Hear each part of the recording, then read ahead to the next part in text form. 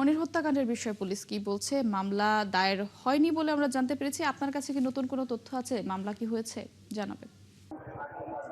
মটুসি অর্থাৎ ২৪ ঘন্টার অধিক সময় যখন পার হয়ে যায়, এর মাঝে মৃতদেহ ময়নাতদন্তের কাজ লক্ষ্মীপুর সদর হাসপাতালে চলছে। আর এখন কিছুক্ষণ আগে নিহতের যে ছেলে জুনাইদ, সে জুনাইদ বাদী হয়ে একটি থানায় এজাহার দিয়েছেন।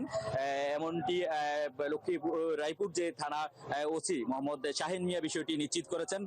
তিনি বলছেন যে এই হত্যাকাণ্ডে উদ্ঘাটনের ব্যাপারে পুলিশের পক্ষ থেকে সাদা পোশাককে এবং তদন্ত টিমও ওসি তদন্ত নেতৃত্বে ৫০০ তদন্ত টিম গঠন করা হয়েছে। সেই তদন্ত টিম কাজ করছে এবং আশা করি দ্রুত তিনি এরকমটি ব্যক্ত করেছেন যে এই হত্যাকাণ্ডের রহস্য উদ্ঘাটন করবেন এবং উদ্ঘাটনের পরে প্রেস অর্থাৎ আমাদেরকে এবং আইন শৃঙ্খলা বাহিনী একটি প্রেস ব্রিফিং এর মাধ্যমে সেই তথ্য জানান দিবেন।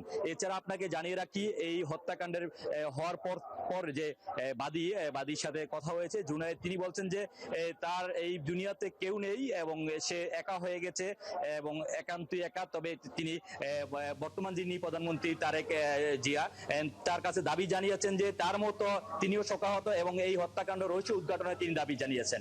মধুশ্রী।